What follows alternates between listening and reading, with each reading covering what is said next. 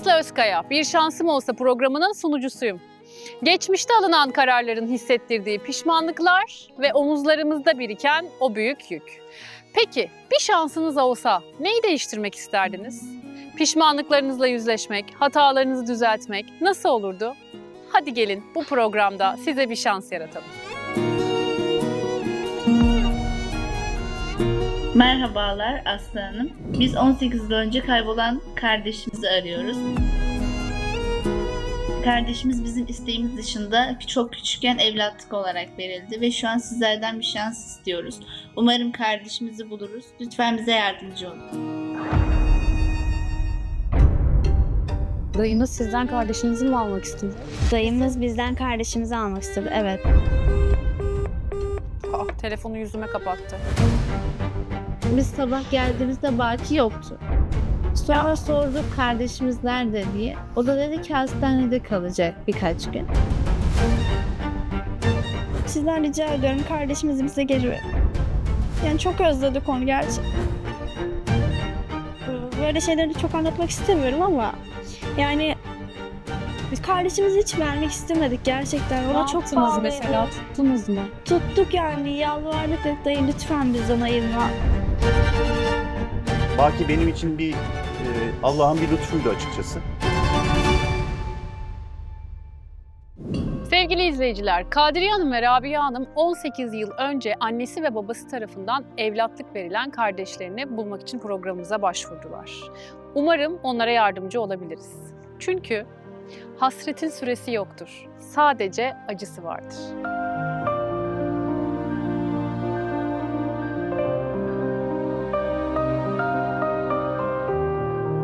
Merhabalar Aslı kızlar. Hanım hoş geldiniz. Hoş geldiniz. Hoş geldiniz. Oturun lütfen. Nasılsınız? İyiyiz, teşekkür ederiz. Ben de iyiyim. Teşekkür ederim. Peki şimdi ben sizin hikayenizi biliyorum. Ama izleyicilerimizin de duyması için programa neden başvurduğunuzu soracağım. Kimden bir şans istediğinizi soracağım. Tabii. Biz 18 yıldır kardeşimizden ayrıyız ve artık onu bulmak istiyoruz. Bu yüzden sizden de bir şans istiyoruz kardeşimizi bulmak için. Sizin bulacağınıza inanıyoruz.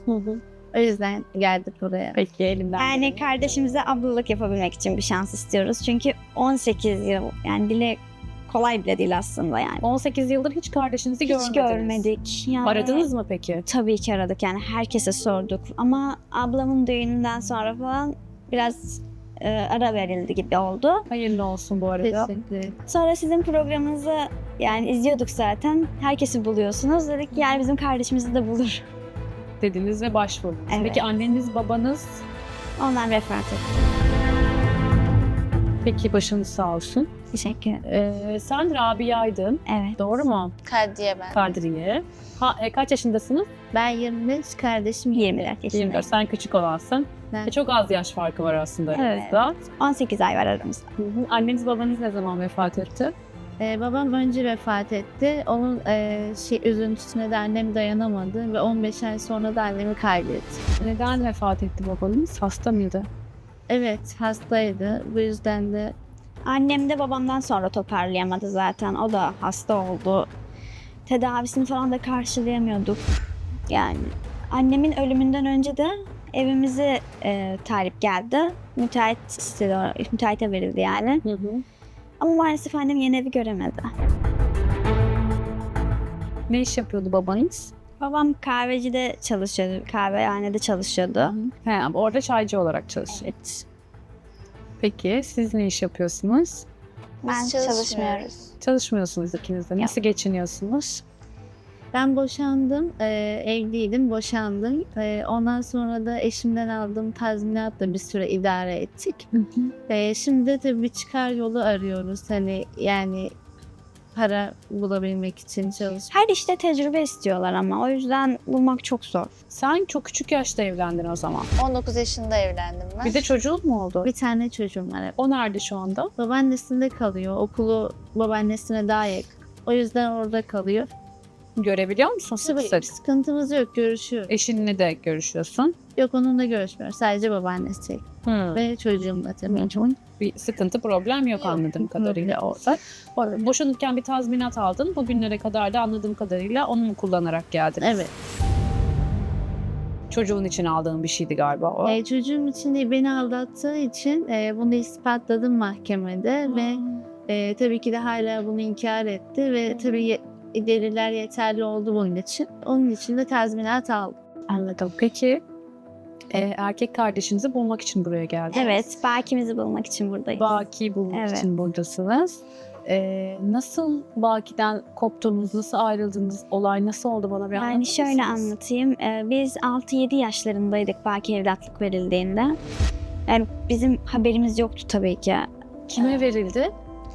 Yani şöyle söyleyeyim, aslında kime verildiğini az çok tahmin edebiliyoruz. Çünkü herkesten de bu şekilde duyduk. Bizim orada Kerem Usta diye biri vardı. Ona verildiğini düşünüyoruz. Çünkü herkes öyle söylüyor. Zaten dayım bizden kardeşimizi almak istediğinde Kerem abi de orada. Bir dakika çok hızlı gittiniz. Dayınız sizden kardeşinizi mi almak istedi? Dayımız bizden kardeşimizi almak istedi. Evet. Çünkü Siz kardeşinize evlatlık mı vermek istediniz? Hayır, biz vermek istemedik. Kim istedi? Biz değil. Maddi durumumuz bizim çok iyi değildi. Yani dayım bizden daha iyiydi maddi durumu ve o da yani daha onu iyi yaşatabilmek için bizden istedi ve annem babam verdi. Ve biz de bunu duyunca tabii ki Dayın mı bakacaktı? evet. Yani onu daha iyi dayımın kendi- maddi durumu bizden daha iyiydi. Kardeşim sürekli de hastalandığı için bizim ona bakacak bir durumumuz yoktu. Dayım da onu öz evladı gibi yetiştirmek Dayınızın istiyordu. maddi durumu iyiyse annenizden, babanızdan, sizden neden kardeşinizi koparıyor? Maddi olarak size destek Onu olsaydı. kendi çocuğu gibi büyütmek istedi. Çünkü dayımın çocuğu olmuyordu yani. Evli de değildi. Direkt çocuk istedi yani. Sonra tabii biz bunu duyunca kardeşimizi vermek istemedik ve sonuçta o bizden bir parça. O yüzden dayımın ayaklarına kapandık, yalvardık, yakardık. Ondan sonra da tabii sinirlendi ve gitti. Tabii ki de Baki bıraktı, hani bizde kaldı. ama anneniz babanız razıydı. Ama Evet. Kerem Usta da buna tanıklık etti yani. Hiçbir şey de söylemedi. Kerem Usta da mı oradaydı? Kerem Usta da Kerem orada. Usta kimdi? Bir daha anlatır mısınız? Şimdi Kerem Usta bizim evimizin çatısını yapmaya gelen ustaydı zaten. Evimizin bütün tadilat işlerini de o yapardı. Tamam. Büyük ihtimalle Kerem Usta babamın arkadaşı. Çünkü bizimle çok ilgilenirdi. Bize hediyeler alırdı. Yani çok yakın davrandığı için Kerem Usta babamın arkadaşıydı. Yani hangi usta yapar ki böyle bir şeyi? Peki. Kerem Usta çok sık gelir miydi sizin eve? Evet, çok sık gelirdi yani. Bizim çatımız delikti yani, sürekli su akardı. Hatta annem oraya leğen kova falan koyardı. Ablam hatırlar, onun dolmasını beklerdik. Gemiler falan yüzdürürdük onun içinde. Apartman dairesi miydi eviniz? Hayır ya, gece kondu. kondu gibi bir evdi gerçekten, çok kötü bir evdi. Zor Küçük şartlarda. bir evdi. Zaten biz kötü bir çocukluk geçirdik. Yoksul bir ailede yetiştik. Yani düşünün, mutfağımız bile yoktu yani. Taburenin üstünde yapardı annem yemekleri. Yani çok kötü bir hayattı. Özellikle kışları çok zor geçerdi bizim için. Çok üşürdük, ısınamazdık, dışarı çıkamazdık. Bütün hayatımız evin içinde geçerdi. Yazları bir şekilde idare ediyorduk ama kışın yani zordu gerçekten.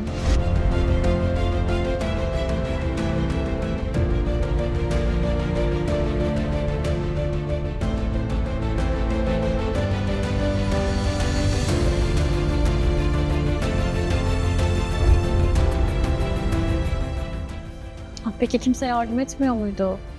Yani onun bunun verdiği kıyafetlerle, ne bileyim, kolu bacağı kırık oyuncak bebeklerle oynardım ve aslında Kerem abi bu yüzden seviyordum. Belki de hayallerimi gerçekleştiren bir kahraman gibi de görüyor olabilirdim. Çünkü bir bebeğim olsun çok istiyordum. Hep onun hayalini kuruyordum. Ondan sonra bana bir gün bebek de geldi. Ben de oyuncak bebeğin ismini hayal koydum. İleride bir çocuğum olursa ismini hayal koyacağım zaten.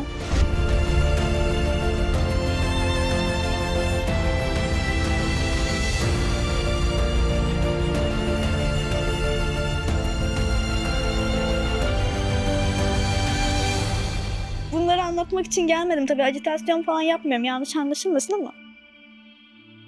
Yani kötü bir çocukluktu. Yani bütün hayatım evin içinde geçti. Ablamla beraber çok zorluklar yaşadık. Yani ailecek çok kötü günler geçirdik. Peki eviniz küçük bir ev miydi? Çok Nasıldı? küçük Kiminle bir evdi. yatıyordun?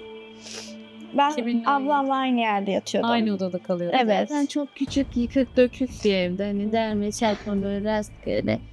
işte öyle bir evde. O yüzden hani ikimiz birlikte kalıyorduk zaten. Hani çok da odası olmadığı için birlikte kalıyorduk.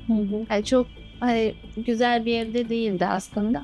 Ama başımıza sokabileceğimiz bir evimiz vardı en azından. Kardeşinizle oyun oynuyor muydunuz? O gelir bize sarılırdı, koşardı, oyunlar oynardı. Güzel anılar. Hayal meyal hatırlıyorum aslında ama o cıvıl cıvıl böyle küçük çocuk sesleri hep kulağımda kaldı benim. Büyüdüğünü göremedim, ablalık yapamadım, çok içimde uhde kaldı. O yüzden sizden rica ediyorum kardeşimizi bize geri verin. Yani çok özledik onu gerçi. Ben elimden ne geliyorsa yapacağım biliyorsunuz. Siz başvurduğunuz günden bu yana ekip arkadaşlarım zaten araştırıyorlar. Bulacaklarına inanıyorum. Merak etmeyin. Ama şunu merak ediyorum. Nasıl oldu bu olay? Yani bir sabah uyandınız ve Baki yok muydu? Şöyle oldu aslında. Annem bizi teyzeme gönderdi. Yani çocuklarla oynayalım diye. Dedi ki bir gün burada kalıp ben size sabah gelip alacağım. Tamam. Ondan sonra neyse bizi götürdü. Biz sabah geldiğimizde Baki yoktu. Sonra sorduk kardeşimiz nerede diye. O da dedi ki hastanede kalacak birkaç gün. Bizden hasta mı vesaire diye sorduk. Sonra birkaç gün oldu yine gelmedi. Ondan sonra tekrardan sorduk. Bu sefer geçiştirmeye başladı. İşte biz sordukça kızmaya, sinirlenmeye başladı. Ve ondan sonra konusu geçsin de istemiyorlardı. Size hiçbir açıklama yapmadılar mı? Hayır, hatta ya cevap vermiyordu aslında. Hep böyle boynunu bükerdi ya da olduğu yeri terk ederdi, böyle odadan falan çıkar. Hiç bize cevap vermediler. Bize en son şöyle bir şey oldu ama. Annem bir gün söyledi. Ne dedi? Dayımın almak istediğinin şey olduğunu söyledi. Ama siz vermek istemediniz. İşte biz vermek istemedik ama Annenle baban istemişti. Siz engel oldunuz. biz Evet, engel biz olduk onlara. Yani dayımın önünde yalvar yakar, yani pantolondan tuttuk gerçekten yani. Böyle şeyleri çok anlatmak istemiyorum ama yani biz kardeşimizi hiç vermek istemedik gerçekten. Ne Ona çok yaptınız pahalıydı. mesela? Tuttunuz mu? Tuttuk yani, yalvardık, dedik dayı lütfen bizden ayırma. Ama yani Hiçbir insan Dayım almadı ama ayrılmak istemedi. başkası aldı. Öyleydi. Dayım almadı ama başkası aldı. Evet. Kim aldı? Kerem Usta aldı. Çok eminim Kerem o Usta aldı. dediğiniz sana oyuncak bebekleri getirip Evet. seni hayallerine kavuşturan kişi mi? Evet. Sana çikolata getiren. Evet. Peki kim verdi Kerem Usta'ya Baki'yi? Yani ben annemle babamın verdiğini düşünüyorum. Neden versin? Çünkü dediğiniz gibi yani biz... Aslında. Ya abla nasıl öyle düşünmüyorsun? Bizim Baki'ye bakacak bir durumumuz yoktu zaten. Sonuçta bir Dayım tane olmasa eksik. başkası olacaktı. Bizim evde olmadığımız gibi postalamışlar çocuğu işte. Bir şey diyordun. Peki. Ben gönüllü gittiğini düşünmüyorum kardeşimin ve öyle verdiklerini de düşünmüyorum ama Ne düşünüyorsun? yani kardeşimin gönüllü gittiğini düşünmüyorum sonuçta, neden gitsin bizden ayrılıp. Annenle baban vermiş olabilir mi? Yani bize bir Çünkü şey kardeşin söylemedikleri- gönüllü gidemez zaten. Çok küçük bir yaştaymış. Bize bir şey söylemedikleri için bunun kanısına da varamayız ama etraftan duyduklarımıza göre çevredekilerle Kerem Usta aldığını düşündük. Böyle bir şüphe geldi. Peki neden sen annenle babanın Baki'yi vermiş olabildiklerini düşünüyorsun? Ya neden olacak? Tabii ki de yoksulluk yüzünden verdiler. Benim annemle babamın öyle evde 3 kişiye daha bakacak ekstrem bir gücü yoktu. Yani sofradan tabak eksiltmek için, sofraya daha fazla yemek gelsin diye bunu yapmış Diyorsun olabilirler. ya. Nasıl bir şey bu ya? Yani benim kardeşim hak etmedi tabii ki de böyle bir şey. Biz de kardeşimizden ayrı kalmayı hak etmedik. Küçücük bir çocuk her türlü karnı doymaz mıydı? Tabii ki. Tabii ki. Bir tabak eksilse de ben bir şey yani bir tabaktan da bir şey olacağını düşünmüyorum. Peki bu Kerem Bey'in hali vakti yerinde biri miydi? Çalışıyordu sonuçta. Çalışan bir insan sonuçta, evet. Ne biliyorsunuz bu Kerem Bey hakkında? Bana biraz anlatır mısınız? Bizim ekip arkadaşlarımız araştırıyorlar şu anda. Bir sürü şeye de ulaştılar eminim ama ben sizin bildiklerinizi de merak ediyorum. Belki bize bir ipucu olur. Yani ben öyle çok fazla bir şey bilmiyorum. Zaten kendisini çok fazla tanımıyorum. Eve gelirdi, tadilatını yapardı ve giderdi. Gelir, hediyesini de verirdi. Yani ismini biliyorum. Evli yani. miydi? Bekar mıydı? Çocuğu var mıydı? Bilmem. Yani tanımıyorum ben. Babamın arkadaşı olarak biliyoruz. Eve Evet. gelip tadilatları yapan. Hani gerçekten bizi mutlu eden biriydi. Peki hiç onu aradınız mı? Sordunuz mu? Yani Ona verildiğini düşünüyorsanız kardeşinizin buraya gelmeden önce eminim ki Yani çevredekilere sordum araştırmışsınızdır. ama zengin oldu artık sizi tanımazlar gibi cümleler kullandı. Kerem Bey mi zengin olmuş? Evet öyle söyleyeyim. Durumu kötüydü o zaman. Yani hani tamirci olduğu için belki sonradan durumu da iyi olmuş olabilir. Siz böyle bir bilgiye ulaştınız biz araştırmalar. böyle bir bilgiye ulaştık. Kendisini aradınız mı? Evet. Babamın kahvesinden sorup soruşturduk zaten. Babanın kişi- kahvesi mi? Evet, babamın kahvesi. Yani Baban kahvede Kardeşim- çalışıyordu. babam evet. Kardeşim evden gittikten sonra birkaç yıl sonra babamın durumu yani bizim ailemizin durumu düzelmeye başladı. Annem, Baban daha mı farklı bir işe mi girdiği için? hayır, annem de çalışmaya başladı. Beraber birikim yaptılar. Ondan sonra bir gün babamın çalıştığı kahve satılığa çıktı ve babam da biriktirdikleri parayla gidip kahveyi satın aldı. Biriktirdiği paralarla Biriktirdiği kahveyi satın parayla, aldı. evet. Durumumuz daha iyi oldu ve sen bu durumda dedin ki artık bizim paramız var. Kardeşim bu eve gelmeli. Evet. Ona bakamıyoruz diye gönderdiysek şu anda da bakabiliriz. Alalım. Yani Ama ben bunu böyle ailen bir kabul şey etmedi. Öyle mi? Yani kabul etmediler. Çok ters konuştular. Yine istemediler kardeşim. Ben ağlamayacağım diye söz verdim ama ya tutamıyorum kendimi. Çok üzülüyorum kardeşim. Onu çok özlüyorum bir abla olarak. Kardeş ya özlenmez var. Hayatı Tabii ki. paylaştırmak, aynı evi paylaştırmak. Ya- Anneni babanı kaybetmişsin. Acısını ancak onunla hissedebileceğin. Kanım canım sonuçta canım. yani. Çok iyi anlıyorum seni. O yüzden kardeşimi geri istiyorum yani. Ben de bulmak için elimden geleni yapacağım. Ama şu Kerem Bey'le ilgili bana biraz daha bilgi verin. Yani dediğim gibi kahvedekilere Şimdi hali vakti sordum. yerinde, durumu iyi diyorsunuz. Oradakiler Ve bize Baki'nin yani Baki kesin o almıştır diye bilmiyorsunuz. Öyle kesin diyemiyorum. Diyemiyorsunuz. yani kesin bir bilgi değil. Yani oradan buradan duyduğumuz şeyler var. Alıkoymuş olabilir mi? Anne babanız belki razı gelmedi. Sanmıyorum ben. Zorla almış olabilir mi Zorla Baki'yi? alabileceğini düşünmüyorum. Annem babamın rızası vardı. Var mıdır? Sonuçta Vardı. insandan böyle bir şey yapabileceğini ben de ihtimal vermiyorum. Bence hayır. Kerem Usta kötü bir insan. Yani kardeşleri birbirinden koparan bir insan ne kadar iyi olabilir ki? Anneniz babanız razı gelmiştir yani. Tabii ki de. Masadaki bir tabağı eksiltme adına. Sofraya Evlat daha fazla ya, yemek evlat gelmesi. ya. Ben yemem, yediririm. Madem bir sofrada bir tabak eksik olacak, ben yemem o tabağı. Oğluma yediririm. Böyle bir şey olabilir mi ya? Hangi mantık, hangi ana yüreği bunu kaldırır ya? Siz peki birlikte mi yaşıyorsunuz şu anda? Evet, beraber yaşıyoruz. Nerede yaşıyorsunuz?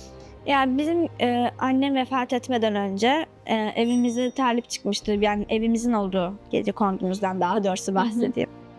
O arsaya talip çıkmıştı. Müteahhitlere verildi. Ve orada bir bina dikildi. 2 tane daire verildi bize de.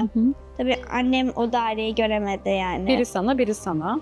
Aslında şöyle bir tanesini satılığa çıkardık biz evin. Bir tanesinde de ikimiz yaşıyoruz. Ama geçici süreliğine tabii. Neden? Ya ben evleniyorum çünkü. Hayırlı olsun. Teşekkür ederim. O yüzden de ablam yalnız yaşayacak. Tabii inşallah Baki Bulunursa bulabilirsiniz de birlikte beraber yaşayacaksınız. yaşasınlar. İnşallah bulunur çünkü yalnız yaşamak o kadar zor ki gerçekten. Ben çünkü yalnız yaşamaktan çok korkan biriyim. Umarım kardeşim bulunur da ikimiz birlikte yaşarız. İnşallah. Elimden geleni yapacağım. Peki o zaman siz evi sattınız. Evin parası var elinizde. Onunla geçiniyorsunuz. Bir de boşandınız. tazminatı var, Tazminat var. Onunla geçindiniz bir sürede. Bunlar bizi bir süre idare etti ama tabii ki de çalışmam. Tabii çalışmamız gerekiyor. Ama şöyle her yer tecrübeli aradığı için ben daha önce de hiç çalışmadım. Çünkü eski eşim buna izin vermemişti. Şu anda da her yer tecrübeli aradığı için yani tecrübesiz olduğum için bir yere giremiyorum. Ben şunu anlamadım. Çocuğun küçük anladığım kadarıyla. Kaç 7 yaş? 7 yaşındaki çocuğu sana neden vermediler? Sende niye yaşamıyor? Okulu babaannesine yakın olduğu için onunla yaşıyor. Benim olduğum yerde güzel okullar yok. O yüzden babaannesi. Sen o zaman onun çocuğun okulunun iyi olduğu bir yerde yaşayabilirdin. Yani anneden çocuğu ayırmak bu yaşta yine doğru bir şey. görüşüyoruz tabii. Yine Doğru bir şey değil. Çok ama- küçük çünkü daha. Onun sana ihtiyacı var ya o yüzden. Evet, o da doğru ama Orayı anlayamadım ben pek ama. yani okula yakın olduğu için orada sende. Yani sonuçta yeğenimin eğitim hayatı daha önemli. Çünkü bizim gibi olmasın, o da okusun, yani iyi yerlere gelsin sonuçta, o yüzden. Peki babanızın kahve dükkanı ne oldu? Kahveyi de yani kadın başımızı kahvehane işletemeyeceğimiz için erkeklerin işinde ne işimiz var? İşletmeciye verseydiniz keşke. En biz- azından sabit bir geliriniz olurdu. Sattık orayı yani. Sattınız orayı da. Evet. Evet. Evi de sattınız, orayı da sattınız. Evet. Peki şimdi bana Enis oradan diyor ki Aslı Hanım diyor ben bir telefon numarasına ulaştım. Gerçekten mi? Evet. Gidiyorum şimdi aramaya. Siz beni şans masasında bekleyin. Tamam. Tamam mı? Eğer doğru kişiye ulaştıysak bakiyi güzel bulduk haberlerle demektir. Güzel geliriz haberlerle inşallah. gelmeyi ümit ediyorum ben de. Tamam. Sizden haber bekliyoruz o Tamam. zaman. Hadi bakalım. Teşekkür ederiz. Rica ederim.